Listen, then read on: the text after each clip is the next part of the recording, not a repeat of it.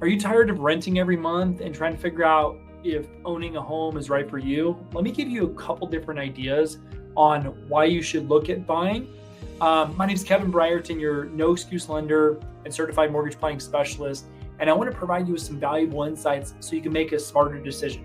Now, I'm going to start with homeownership is not for everybody, but here's some signs that you may want to look at to decide whether it's right for you. So first is rising rents. I just had a call with a client that has had the same rental for over 15 years. Her rent was super low for that period of time, and is now going up 3 times. It's going to put her in an extremely bad financial situation.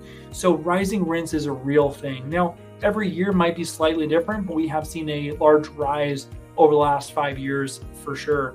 Now, this really does a horrible thing to your budget because it makes it really unpredictable in the future, especially if you age and you want to lock in some of those costs. It's really hard to lock in and have a predictable rental amount.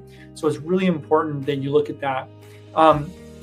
What about where's your money going? So something that you want to look at also is where's your money going that you're paying into it?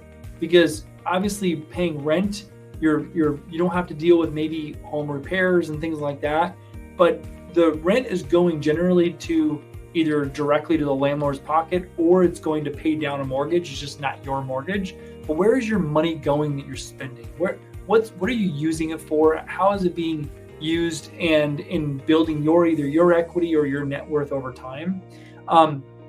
Stability is huge too. So moving every month or every 12 months, every couple months, every 6 months. We've seen people move every 6 months, and man, that can be really hard on your family. So the stability of being in one place can be a game changer and help you with stability both on the financial side, but also the personal side and the family side. It's really important for mental health also to be consistent, and you know what your stable housing situation is extremely important to not only the financial health, but also mental health as well. And if you want more freedom, having a house provides that freedom to be able to do what you want to do. A lot of times we talk to new clients and we ask them what's important to buying a house to them and why do they want to buy. And it's customizing it, decorating it, whether it's having their pets or remodeling or painting the walls the color that they want, really personalizing it for themselves. And then you have to think though, are you ready? So there's a couple of things to think about in this process of deciding whether you're wanting to buy a house and stop renting. The financial readiness, it come in a couple key things. You really want to make sure you have your income and your job situated. If you have a good consistent income flow, it can come from different sources, whether it's in self-employment, whether it's retirement, whether it's a stock portfolio or trust income. There's a lot of different variations of income. We want to have a good idea of what you have to have a reliable income source. You have to have good credit too. Now, you'd be surprised you don't have to have perfect credit, but you want to have overall good credit. And those are the 2 big components. The other thing is you want to have a decent amount of money saved for down payment. There's down payment assistance programs that can help people buy a house with very little down, but there's hoops to jump through, credit score requirements. Usually you have to have it as a primary residence. So there's ways to get help for down payment, but you do want to have some money saved. You also want to be prepared, financially when the time's right to act. So what I mean by that is you want to have some reserves.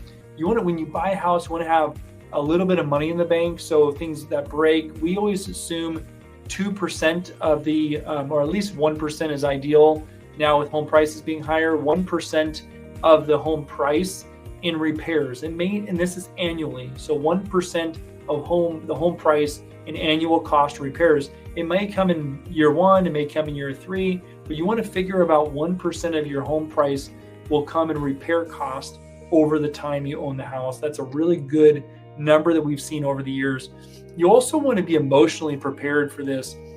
I think the positives of it is you have a secure place, you have a comfortable place, you're creating memories, you're building a home, not just a house. The home actually becomes the house becomes a home when you put your family in there, you raise everybody there, and you build a community around it.